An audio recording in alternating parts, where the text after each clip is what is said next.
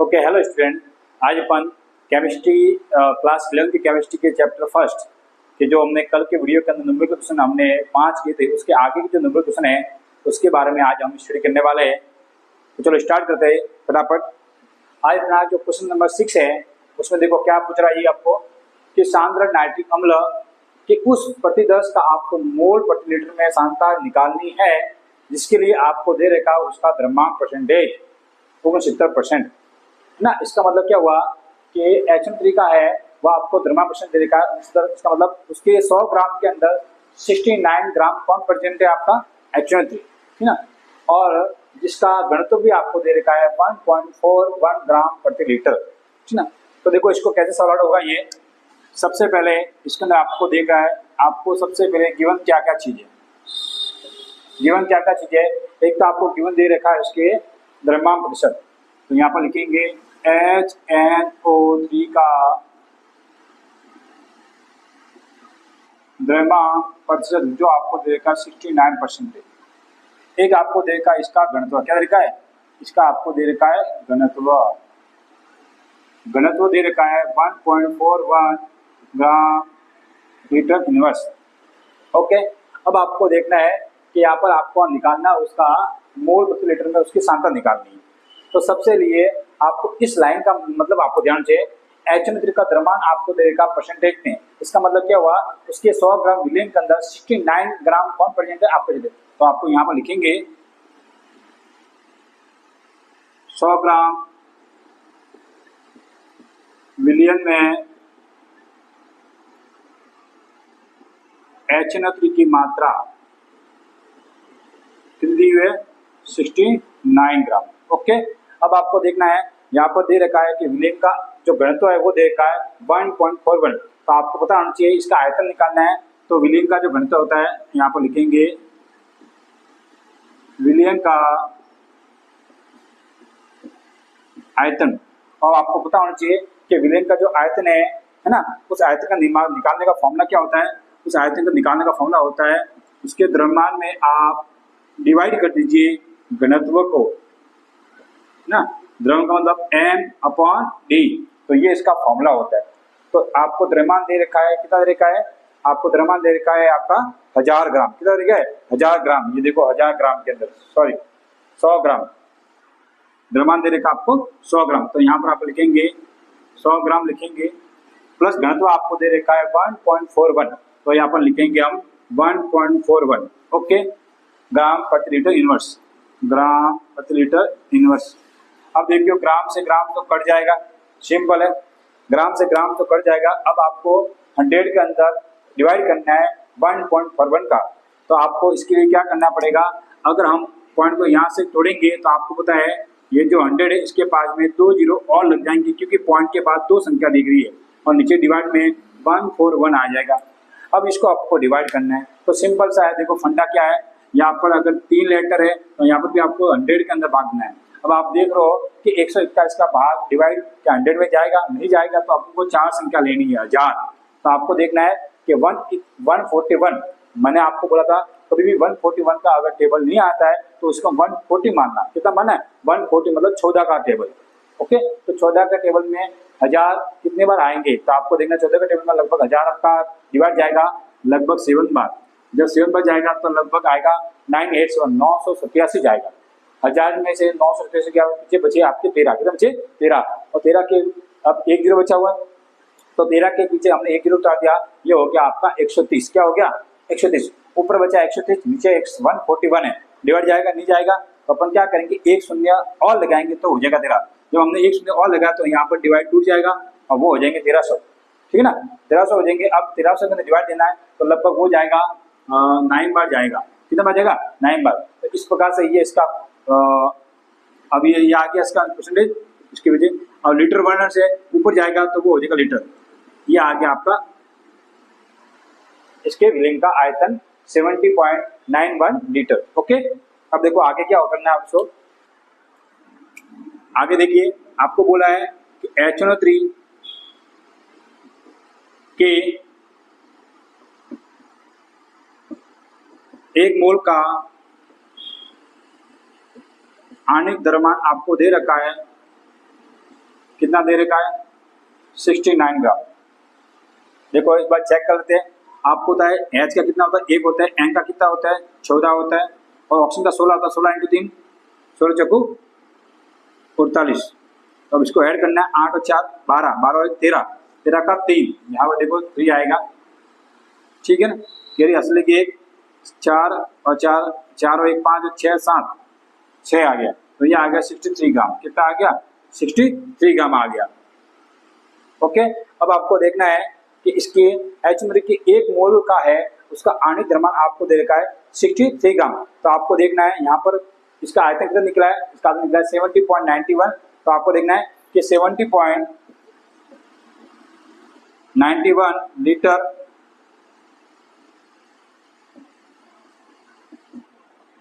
विलयन का आयतन, विलयन का आयतन जो आपको किसके बराबर है, वो बराबर है 1 मोल HNO3 के बराबर है, 1 मोल HNO3 के बराबर है। ओके, फिर आपको निकालना है, तो बताइए इसका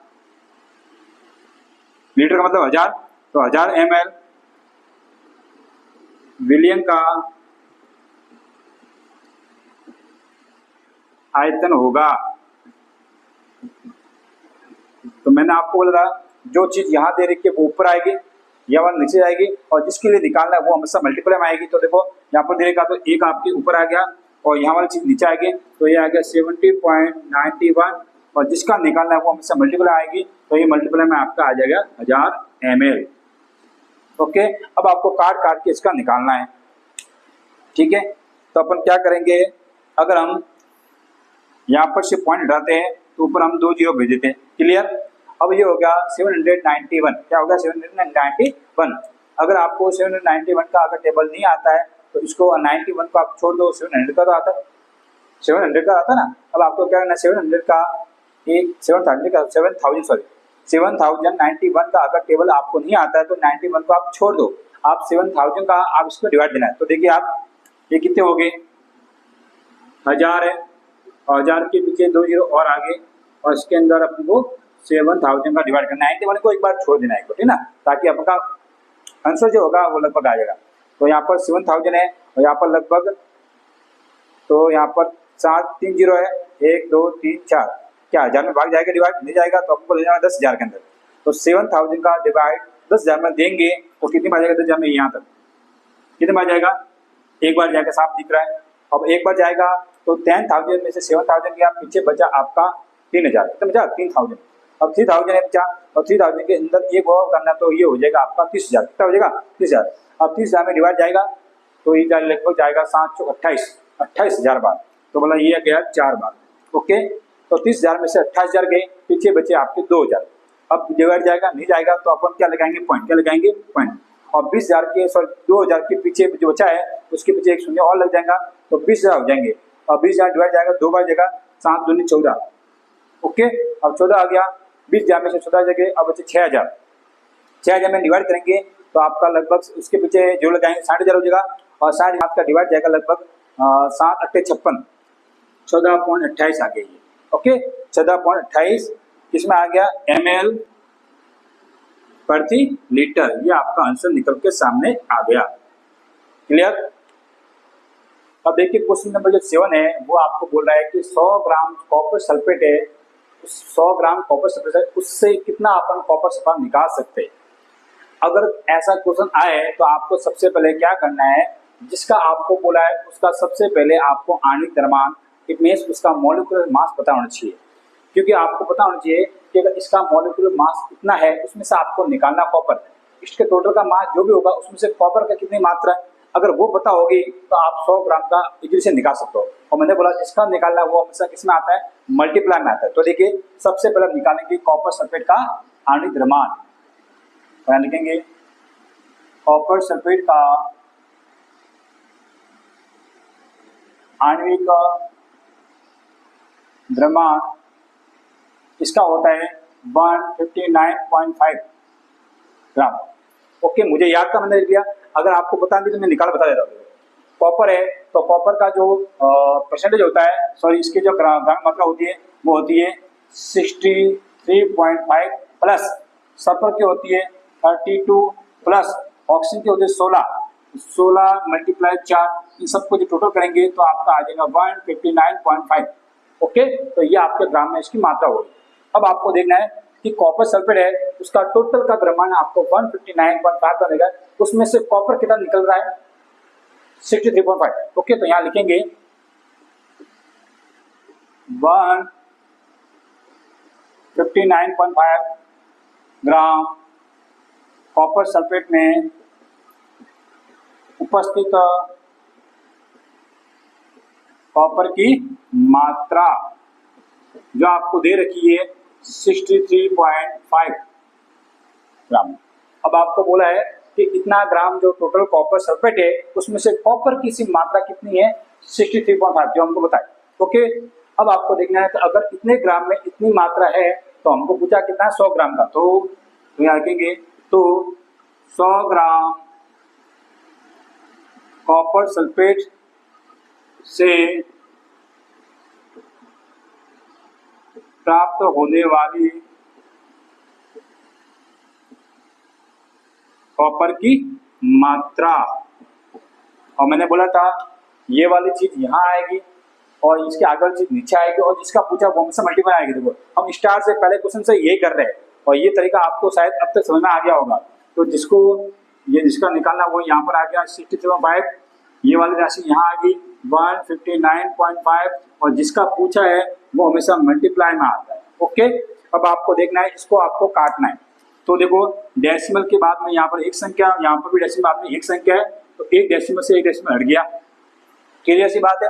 अब आपको डिवाइड करना है, इसके पीछे 5 है, इसके पीछे 5 है तो 5 से कट जाएगा, इसको 5 से काटा तो एक बार गया, एक बच्चा 13 हो गया, 2 बार गया, 3 बच्चा 25 हो गया तो ये 7 बार गया, इसको काटा तो ये 3 बच्चा 15 बार गया और ये गया एक बार और 4 और ये गया लगभग 319 बार गया।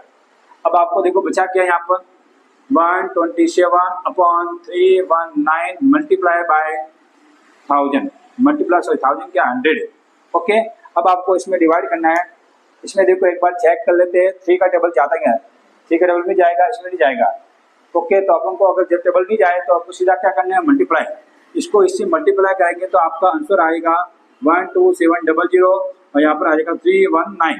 ओके, अब इसमें डिवाइड करना है, तो डिवाइड करना है तो ये 319 है तो इसको आप 320 मान लो, क्या मान लो 320 ताकि 32 सही होगा।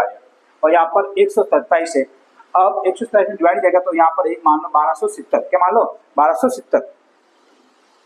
तो देखिए यहाँ पर 1270 के अंदर आपको डिवाइड देना 320 का, कितना देना है 320 का। तो देखिए जैसे इसको काटेंगे 320 को उसको मानना है तो 320 से इसको 1270 काटेंगे तो ये लगभग जाएगा आपका 3 बार, कितनी बार जाएगा 3 बार जाएगा और 3 बार में इसके टेबल में आ जाएंगे 960, कितना आएंगे 960।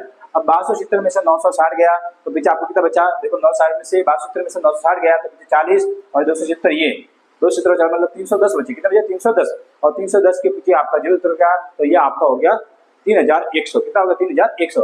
अब 3100 के अंदर आपको 32 का भाग देना है, तो 3100 है उसमें 32 का भाग कितना जाएगा, यहाँ पर 3100 है और यहाँ पर 32 है 320 है, उसको 10 बार देंगे तो 3200 आता है, जबकि यहाँ पर 3100, इसका मतलब कितने बार जाएगा, ये जाएगा 9 बार और 9 बार जाएगा तो पीछे बचेगा लगभग कुछ 100-200 बचेगा और उसमें भाग जाता नहीं है तो आपके लगेगा पॉइंट और पॉइंट लगाए तो बेटा इसके पास पीछे जो आएगी संख्या वो आएगी 39.8 और ये मात्रा किस में आएगी, अपन ने क्या निकाला है कॉपर की मात्रा निकाली है तो ये आ जाएगी अपने ग्राम में। ये आपको पता है द्रव्यमान हमेशा किस में निकलता है, ग्राम में निकलता है, क्लियर। इस प्रकार से ये क्वेश्चन बहुत ही सिंपल था।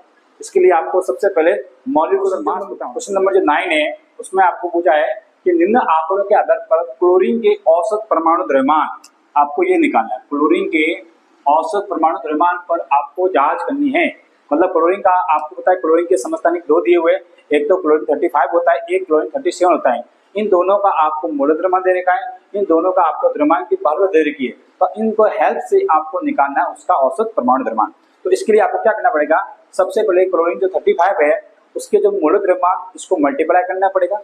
उसी प्रकार द्रव्यमान जो क्लोरीन 37 है उसके अंदर भी उसके मोल द्रव्यमान मतलब उसका मोलर मास और उसके द्रव्यमान बालता से आपको मल्टीप्लाई करना, दोनों का मल्टीप्लाई जो भी आएगा उस मल्टीप्लाई को ऐड करके उसके द्रव्यमान बालता का उसमें डिवाइड करना। चलो अपन निकालता हूं मैं, देखो सबसे पहले यहाँ देखेंगे, यहाँ निकालना है क्लोरीन का औसत परमाणु द्रव्यमान।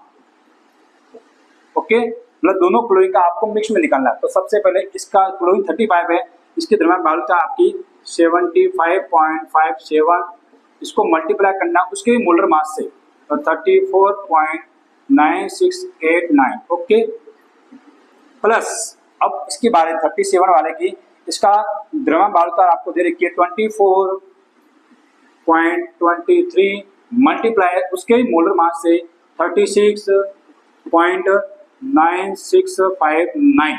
ओके, डिवाइड में क्या करना है, डिवाइड के अंदर इन दोनों को जो द्रव्यमान बाहुलता है उसको आपको ऐड करके लिखना है। तो यहाँ पर आ जाएगा 75.57 प्लस में 24.23। ओके, ये करना है। अब आपको क्या करना है, इनको मल्टीप्लाई करना है और इसको मल्टीप्लाई करने का जो आंसर रहेगा उसमें उसको प्लस करना है और इसका डिवाइड करना है। ठीक है, तो देखो जैसे मैंने इसका मल्टीप्लाई किया तो आपका जो आंसर जो आएगा वो आएगा 2649.593 प्लस इसका मल्टीप्लाई करोगे तो आपका जो आएगा वो 895.693,757। ओके, इसको प्लस करेंगे तो 3 और 7 आपका 10 हो जाएगा, 0 ये 1 3 और 5 आपका 8 हो जाएगा। मतलब आप एक देखो इसका अपन एक्शन देखें, ये 75 है, ये 24 है, 75 24 अगर इसको 25 कर ले तो ये कितना होता है, ये हो जाएगा 100। मैंने आपको बोला है कि इसमें कभी भी एग्जैक्ट वैल्यू नहीं लिखनी है। अगर आप यहाँ पर एग्जैक्ट वैल्यू लिखते हैं तो आपको यहाँ पर कार्ड चार्ट में आपको मतलब क्रॉस मल्टीप्लाई के अंदर आपको दिक्कत हो जाएगी।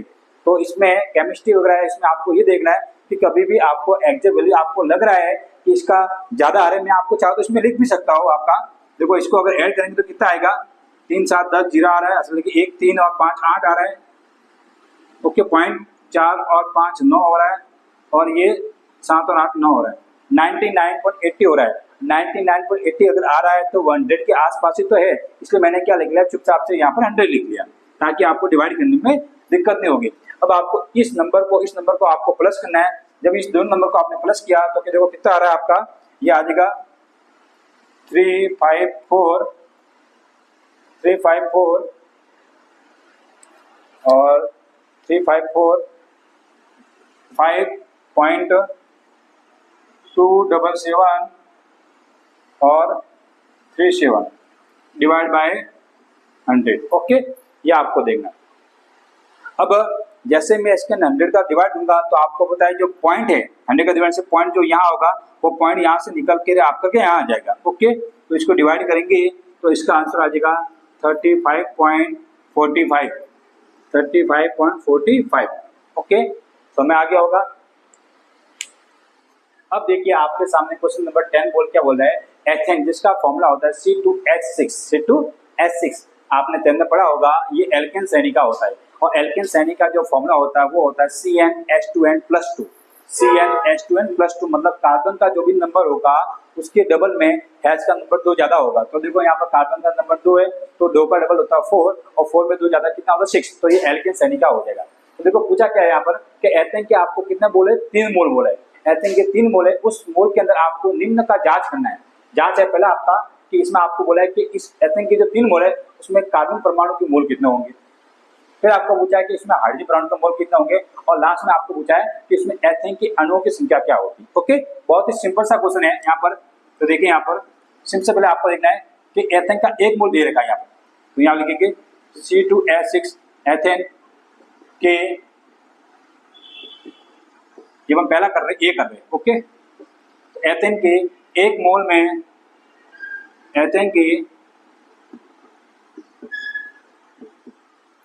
में कार्बन के मोलों की संख्या,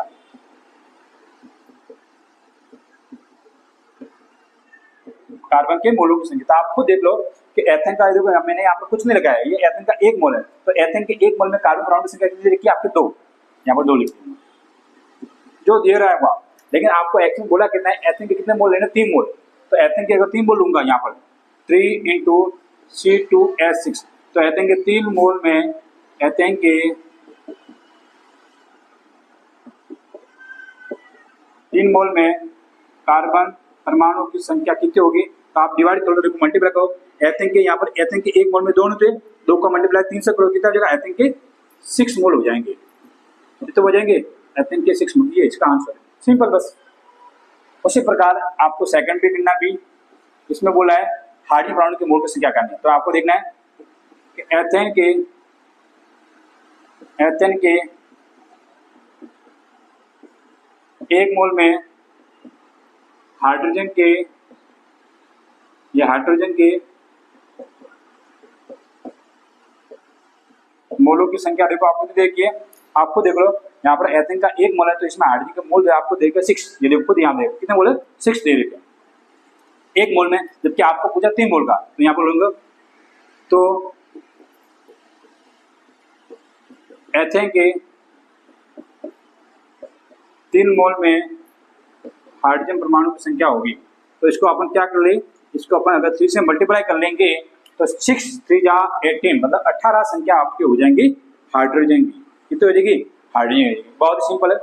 अब लास्ट में देखो, लास्ट के लिए आपको याद होना चाहिए कि एथेन के अणु की संख्या पूछी है, तो आपको याद चाहिए कि एथेन के एक अणु की जो संख्या होती है या एथेन के एक अणु में जो परमाणु की संख्या होती है वो हमेशा अवोगाद्रो संख्या के बराबर होती है ना। यहाँ पर बोलेंगे कि एथेन के 1 मोल में उपस्थित परमाणु संख्या है ना, आपको याद होना चाहिए 1 मोल में उपस्थित परमाणु की संख्या किसके बराबर होती है, अवोगाद्रो संख्या के बराबर होती है ना। अब आपको पता अवोगाद्रो संख्या मान करना चाहिए 6.022 इंटू 10 की पावर 23, ये आपके अवोगाद्रो संख्या, इसको आपको मान पता होना चाहिए, ये आपके 11th के लिए भी बहुत इंपॉर्टेंट है।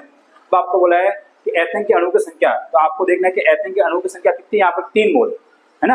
एथेन के कितने मोल दे रखे, 3, तो 1 मोल में अगर इतना है तो 3 मोल में कितना होगा, मल्टीप्लाई करना पड़ेगा, तो यहाँ लगेंगे तो 3 मोल एथेन अणुओं की संख्या होगी। तो कुछ नहीं करना है, इसको अगर 1 मोल में ये है तो 3 मोल में इसका क्या होगा, मल्टीप्लाई, तो 3 मल्टीप्लाई 6.022 इंटू 10 की पावर 23, तो मल्टीप्लाई करेंगे तो मल्टीप्लाई आपको 23 से नहीं करना है, तो आपकी पावर ऐसी की ऐसी आ जाएगी। इसको मल्टीप्लाई करेंगे 3 2 जा 6, 3 2 जा 6, 0 का 0 और 3 6 जा 18, तो ये आ जाएगा 18.066 इंटू 10 की पावर 23। इस प्रकार से ये बहुत ही सिंपल सा क्वेश्चन था, आशा करता हूं आपको समझ में आया। क्वेश्चन नंबर जो 11 है वो आपको बोल रहा है कि 20 ग्राम चीनी, और देखो आपके लिए चीनी का फॉर्मूला भी दे रखा है C12H22O11। तो यदि 20 ग्राम चीनी को जल में पर्याप्त मात्रा में अगर घोल ले तो उसका आयतन आपको मिल जाएगा 2 लीटर। ओके, इसका मतलब ये हुआ कि 20 ग्राम चीनी है उसको अपन जल में घोलेंगे, तो जल में घोलेंगे, अब हमको ये बताना है कि जल का आयतन कितना है, लेंगे जल में घोलने पर उसका टोटल आयतन घोलने के बाद जो विलयन बनेगा उस विलयन का आयतन आपको 2 लीटर मिल जाएगा। सिंपल है।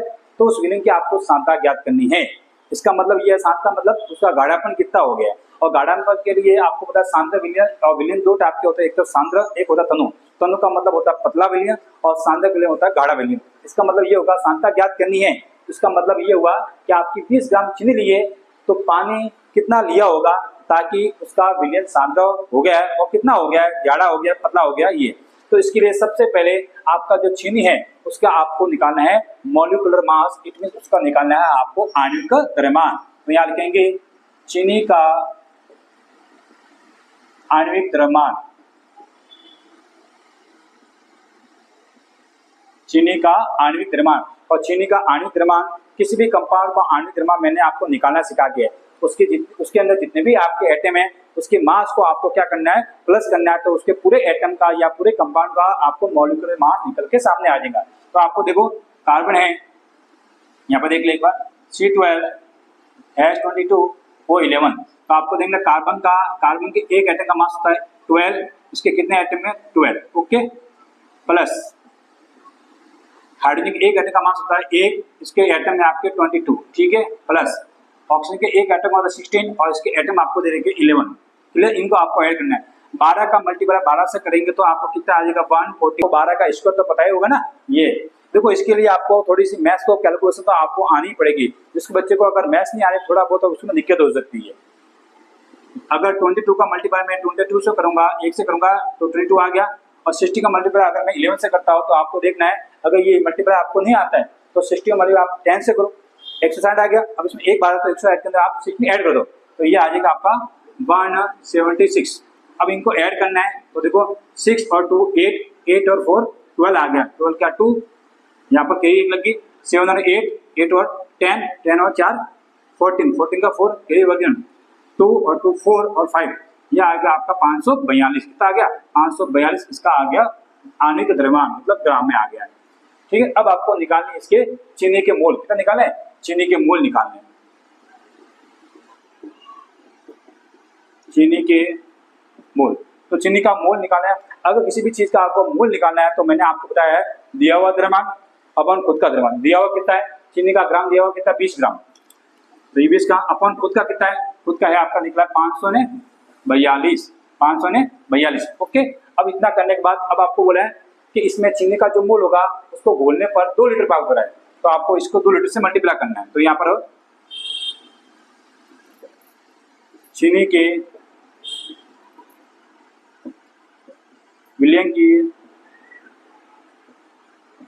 सांद्रता तो 20 पॉइंट डिवाइड बाई 542 और इसको मल्टीप्लाई में कितना प्राप्त हो रहा है 2 लीटर, तो 2 लीटर को इसको मल्टीप्लाई करना है। ओके, अब देखो यहाँ पर मल्टीप्लाई करेंगे तो इसको काटेंगे तो 2 के टेबल से ये कर गया 10 बार, सिंपल है। अब आपका यहाँ पर आ गया 10/542, 10/542। अब इसको क्या करना है 10 के अंदर 542 का आपको करना है डिवाइड, क्या करना है 542 का आपको डिवाइड करना है। एक आपको चेक कर लो, मुझे लगा यहाँ पर अपनी काउंटिंग में मिस्टेक हो गई है, देखो यहाँ पर एक बार वापस चेक कर लेते हैं, मुझे थोड़ा लग रहा है 6 और 2 8, 8 और 4 12, 12 का 2 असल लगी 1, 7 और 1 8, 8 और 9 10, 10 और 4 14, 14 का 4 असल लगी 1, 1 और 1 2 और 2 और 1 3 ही आ रहा, मतलब मैंने यहाँ पर इसको भी ये 342 आ रहा है, कितना आ रहा है 342, तो आपको यहाँ पर 342 करना है। चलिए मिस्टेक देखो हो जाती कभी कभी, ये आपका आ गया 342। अब आपको 342 के अंदर आपको डिवाइड करना है 10 का। अब आप खुद देख लो क्या जाएगा, क्या नहीं जाएगा, से बिल्कुल नहीं जाएगा, तो अपन क्या करेंगे अपन लगाएंगे यहाँ पर पॉइंट, जैसे पॉइंट लग गया तो यहाँ पर आ गया एक 0, क्या आ गया 0।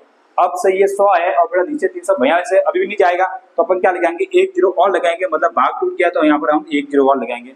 अब ये हो गया 1000 और नीचे 342 तो आप इसको 340 मान लो, क्या मान लो 340 का डबल होता है 680, कितना होगा 680, और 680 के अंदर तो 1000 से बाहर चला गया, मतलब कितनी बार गया, मतलब ये गया आपका 2 बार, कितनी बार गया 2 बार गया 680, तो 1000 में से 680 के तो आपके पीछे बच गए 320, कितने बच गए 320, और 320 में डिवाइड जाएगा क्या नहीं जाएगा क्योंकि 340 है, तो 320 को पीछे 0 लगाएंगे अपन, ये हो जाएगा 320 मतलब 32 हो जाएगा, ठीक है। तब इसके 340 का डिवाइड देंगे तो ये लगभग आपका जाएगा 320 32, ये लगभग जाएगा 9 बार, तो ये आपका आ जाएगा 0.09 लीटर,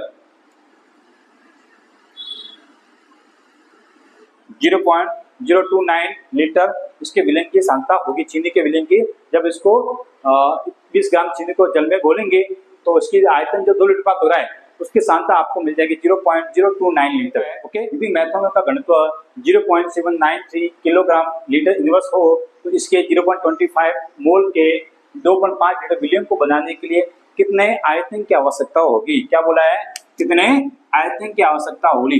तो जो आपको पूछा है सबसे पहले आपको उसका क्या पता होना चाहिए, आपको उसका फॉर्मूला बताना चाहिए। तो आपको पूछा है आयतन, बोला क्या बोला है आयतन, तो दो आपको आयतन बोला फॉर्मूला क्या होता है, आयतन का जो फॉर्मूला होता है मैंने अभी अगले वाक्य में लिखा था, आयतन मतलब भी उसका फॉर्मूला होता है द्रव्यमान अपॉन घनत्व, द्रव्यमान अपॉन घनत्व मतलब m/d।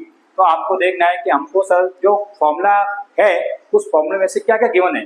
तो द्रव्यमान तो हमको इसमें मेथनॉल का द्रव्यमान कहीं दे रखा है, नहीं दे रखा है, लेकिन घनत्व आपको दे रखा है, कितना घनत्व दे रखा है, ये आपको घनत्व दे रखा है 0.793 किलोग्राम लीटर यूनिट्स ये दे रखा। मतलब हमको अगर आयतन निकालना है तो हमको घनत्व तो दे रखा है, मतलब हमको चाहिए मेथनॉल का द्रव्यमान। क्या चाहिए? मेथनॉल का द्रव्यमान। तो सबसे पहले मेथनॉल का द्रव्यमान निकलते हैं, जो द्रव्यमान निकल रहा है उसको यहाँ पर हम पुट करेंगे और डिवाइड करके उसका आयतन निकल जाएगा। तो देखिए सबसे पहले अपन लिखेंगे मेथनॉल का द्रव्यमान निकालना है। तो द्रव्यमान निकालने के लिए सबसे पहले उसका आणविक द्रव्यमान पता चले। तो मेथनॉल का आणविक द्रव्यमान। अब मेथनॉल का आणविक द्रव्यमान निकालना है तो मैंने बताया कि मेथनॉल के जो अणु है उस अणु में जितने परमाणु है उस परमाणु के द्रव्यमान को आप क्या कर लोगे? ऐड कर लोगे। लेकिन उससे पहले आपको मेथनॉल का फॉर्मूला बताना चाहिए।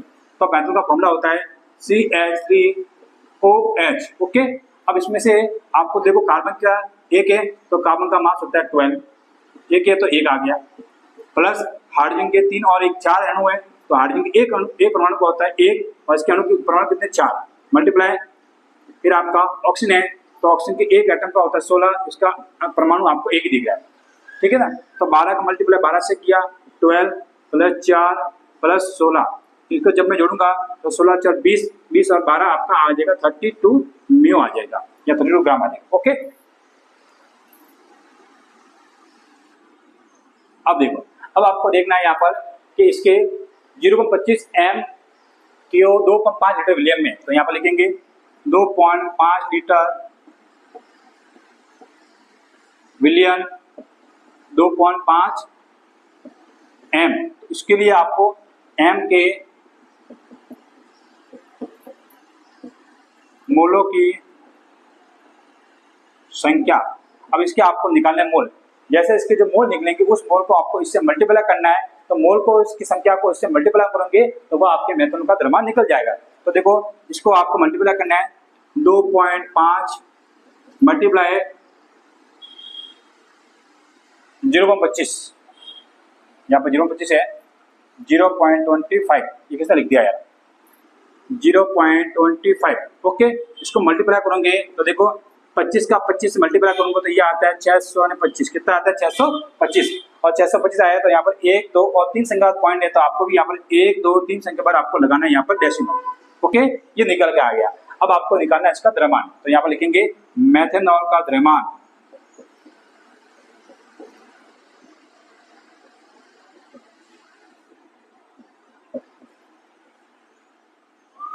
मेथनॉल का द्रव्यमान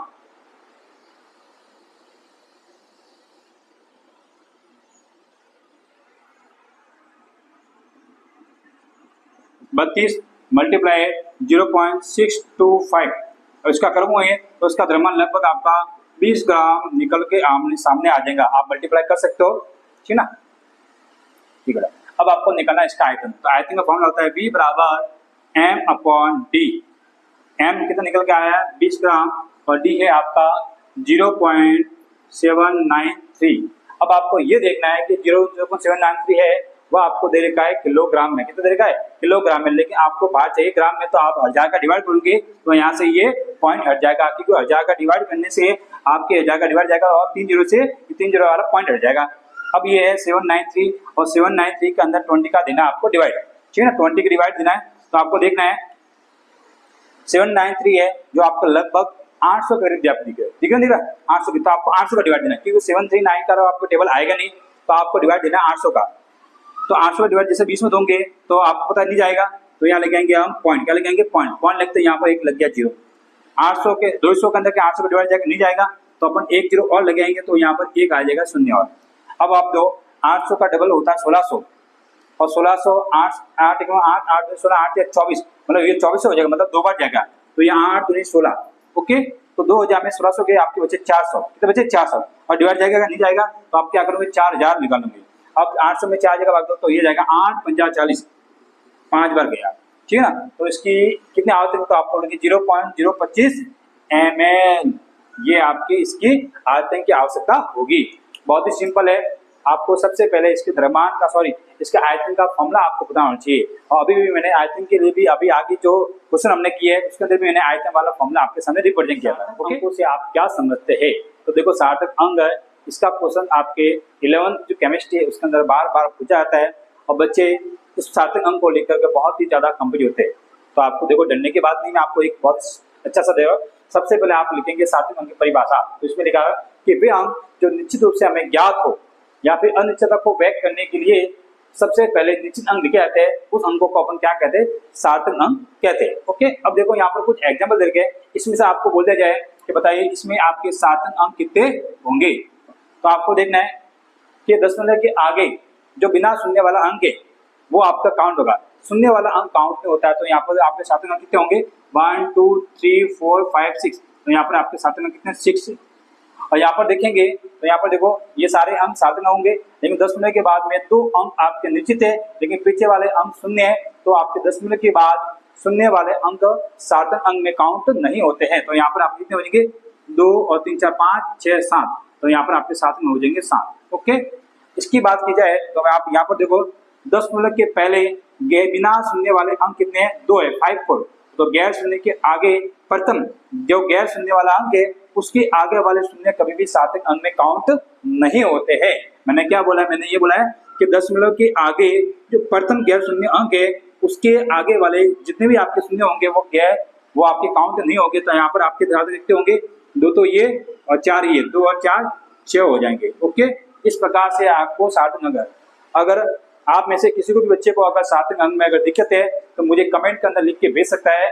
अगर कोई भी सार्थक अंक का एग्जाम्पल है, क्वेश्चन है, उसमें सार्थक अंक आपको काउंट करने नहीं आ रहा है तो मुझे कमेंट में लिखकर भेज सकता है कि सर इसका सार्थक अंक क्या होगा। तो मैं इसके लिए आपका सार्थक अंक को समझने के लिए मैं उसके पर्सनल एक वीडियो बनाऊंगा आपके लिए।